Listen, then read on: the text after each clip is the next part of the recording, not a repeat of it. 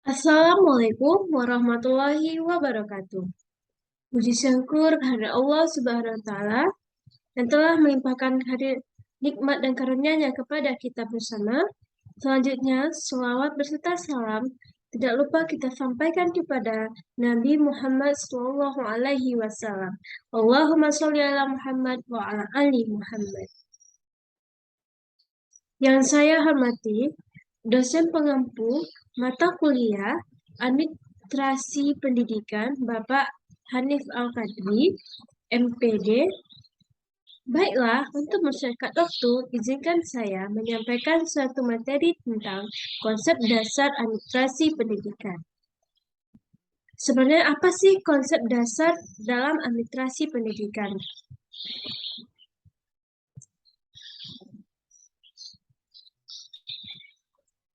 Sebelum lebih lanjut kita membahas tentang apa itu administrasi pendidikan, kita harus tahu terlebih dahulu apa itu uh, arti kata dari administrasi. Menurut Usaini Osman, administrasi ialah suatu proses mengolah sumber daya. Sumber daya di sini terdiri dari 7M1I. Di antaranya ada man atau manusia. Selanjutnya ada money, uang, mesin, metode atau proses, material, minutes, marketing, dan yang terakhir informasi. Apa sih hubungan antara administrasi dengan manusia? Kita tahu setiap manusia memiliki hasrat, keinginan, dan motivasi hidup yang berbeda-beda. Maka dalam suatu perusahaan, lembaga, baik itu lembaga swasta atau negara, kita memerlukan suatu administrasi untuk mengatur atau mengontrol perilaku manusia di dalamnya. Selanjutnya uang. Kita tahu uang memiliki sifat sensitivitas yang sangat besar, di mana setiap keuangan atau dalam suatu perusahaan atau lembaga harus ada administrasi mengaturnya agar suatu proses perjalanan di sebuah lembaga tersebut dapat berjalan dengan efektif dan efisien serta lancar. Maka administrasi merupakan proses mengolah sumber daya untuk sumber daya manusia, uang, mesin, metode, minutes, material, marketing, dan terakhir informasi agar mencapai tujuan secara efektif dan efisien. Selanjutnya, asal kata administrasi. Saya akan membawa dua bagian atau dua pandangan tentang arti kata dari atau asal kata dari administrasi. Yang pertama, administrasi berasal dari bahasa Inggris. Dalam bahasa Inggris, administrator sama artinya dengan manajer, tetapi organisasi untuk pemerintah. Yang kedua, administrasi berasal dari bahasa Latin, terdiri dari dua kata ad dan ministrate, yang artinya pemberian jasa atau bantuan. Terdiri dari kata ad yang berarti intensif dan ministrare artinya membantu. Maka dari beberapa penjelasan di atas dapat kita simpulkan bahwa administrasi adalah sebuah usaha perencanaan, perorganisasian, dan pengendalian serta aktivitas dalam suatu lembaga. Selanjutnya, kita membahas tentang manajemen. Menurut Mary Parker Follett, manajemen ialah seni, di mana seni dalam menyelesaikan tugas melalui perantara. Selanjutnya, menurut ahli George Robert Terry, mengartikan manajemen sebagai proses khas dari beberapa tindakan seperti perencanaan, perorganisasian, pergerakan, dan pengawasan. Seluruh tindakan tersebut bertujuan mencapai target dengan memanfaatkan semua sumber daya yang tersedia. Di mana sumber daya yang dimaksud ialah antaranya manusia, uang, mesin, proses atau metode, material, marketing, dan terakhir informasi. Setelah menjelaskan tentang definisi administrasi dan manajemen, keduanya memiliki keterkaitan dan fungsi yang hampir sama, namun terdapat beberapa perbedaan dalam pelaksanaannya. Yang pertama, kita membahas persamaan antara administrasi dan manajemen. Untuk mengatur sama-sama antara administrasi dan manajemen, tujuannya sama-sama untuk mengatur, untuk mengontrol 7M1I tersebut. Nah, pendekatan rencana terhadap pemecahan masalah yang dihadapi oleh kelompok atau individu, baik dalam negara atau swasta. Intinya, antara administrasi dan manajemen memiliki persamaan atau tujuan yang sama, yaitu untuk mengontrol sebuah kelompok atau individu atau sumber daya 7M1I yang dimaksud di atas. Selanjutnya, walaupun mereka memiliki tujuan yang hampir sama, namun ada sisi lain perbedaannya. Administrasi lebih cocok digunakan untuk lembaga pemerintahan, seperti kita dapat melihat administrasi pendidikan yang ada di Kementerian Pendidikan. Selanjutnya, kalau manajemen lebih cocok digunakan untuk lembaga swasta, di antaranya ada dari perusahaan-perusahaan swasta seperti PT Indofood, PT dan PT-PT lainnya yang mengutamakan komersil. Hal ini diungkapkan oleh Sutisna 1987. Baiklah, setelah kita membahas perbedaan dan persamaan administrasi dan manajemen secara umum, pada topik kali ini kita akan membahas perbedaan administrasi dan manajemen pendidikan.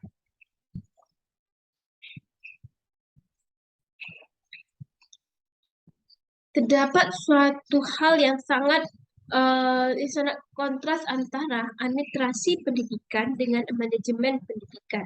Administrasi pendidikan mengutamakan non-profit oriented. Maksudnya di sini ialah mereka tidak mengutamakan keuntungan. Mereka hanya fokus pada visi dan misi lembaga tersebut. Maka dalam administrasi pendidikan atau lebih dikenal, seseorang yang menjalankan administrasi tersebut dikenal dengan administrator. Sedangkan manajemen pendidikan, dia mengutamakan profit oriented, di mana dia mengutamakan keuntungan untuk lembaga tersebut, melakukan berbagai hal, melakukan peraturan-peraturan atau tindakan yang dapat menimbulkan keuntungan yang besar bagi perusahaan mereka. Makanya dalam manajemen terkenal dengan istilah manajer atau seseorang menjalankan suatu manajemen.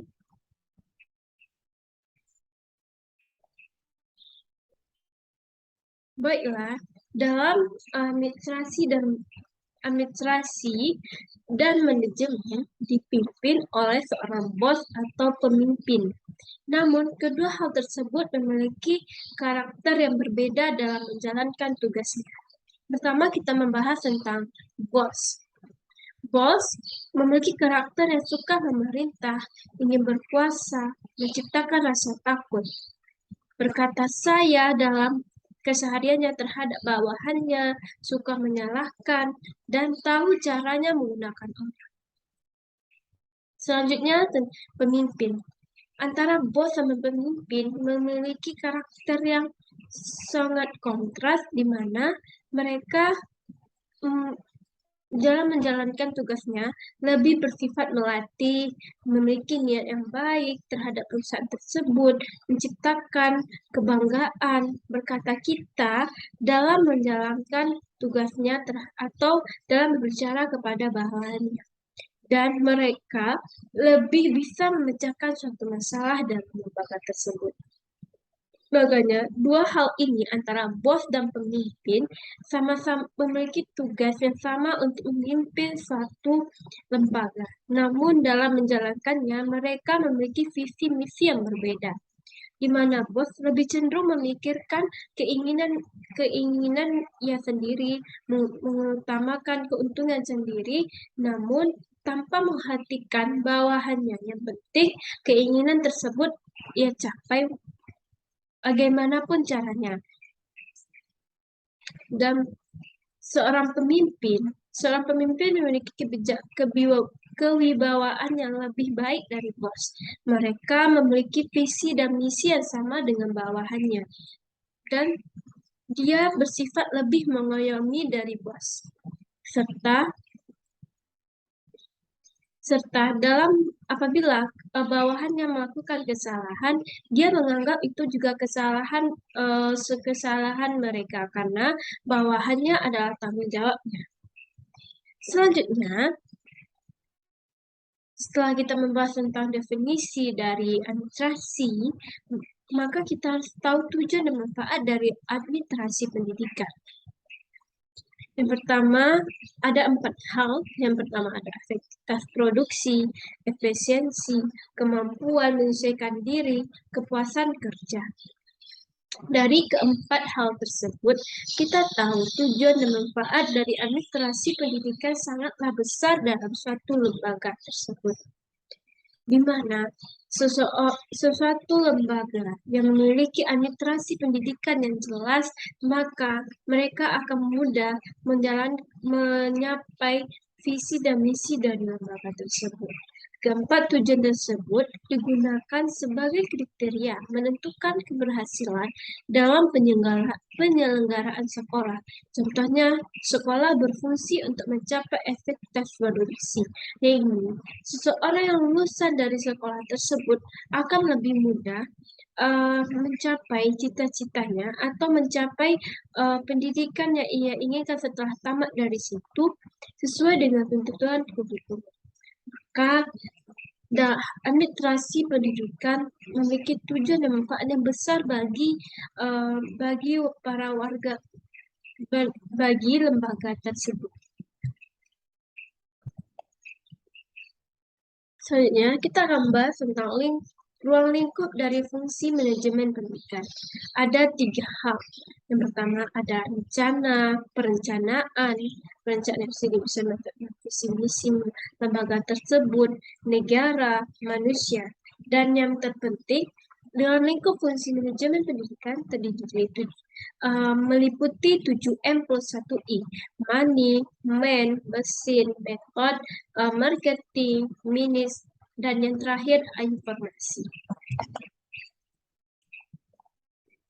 Setelah kita membahas tentang bagaimana administrasi pendidikan, hal ini berkaitan dengan profesi. Profesi memiliki makna yang besar. Belum tentu setiap orang bekerja di dunia ini dinamakan memiliki profesi, karena profesi memiliki makna yang berbeda dengan seseorang yang hanya bekerja saja. Dapat kita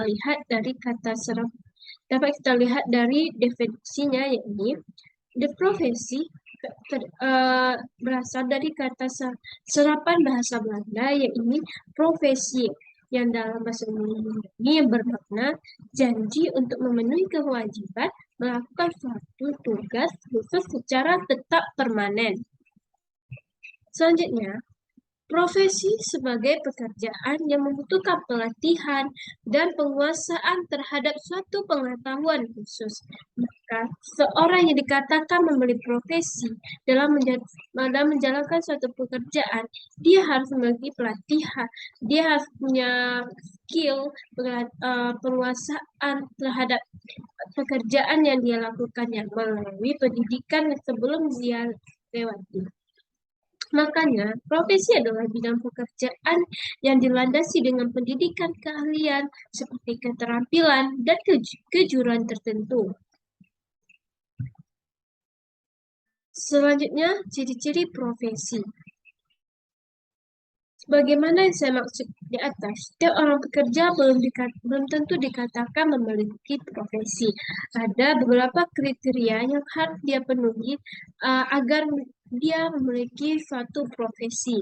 Yang pertama, terdapat keahlian atau pengetahuan khusus yang sesuai dengan bidang pekerjaan, di mana keahlian atau pengetahuan tersebut didapatkan dari pendidikan atau pengalaman. Terdapat kaidah standar moral yang sangat tinggi yang berlaku bagi para profesional berdasarkan kegiatan pada kode etik profesi. Jadi, setiap profesi memiliki kode etiknya, mulai dari apakah itu dari dokter, dari pengacara, dari perawat, dan profesi sebagai polisi, tentara, dan lain sebagainya, dikatakan memiliki profesi apabila suatu profesi tersebut memiliki kode etik yang jelas dan bersifat formalitas. Selanjutnya, dalam pelaksanaan profesi harus lebih mengutamakan kepentingan kelompok atau masyarakat di atas kepentingan pribadi. Selanjutnya, seorang profesional harus memiliki izin khusus agar dapat menjalankan pekerjaan sesuai profesinya.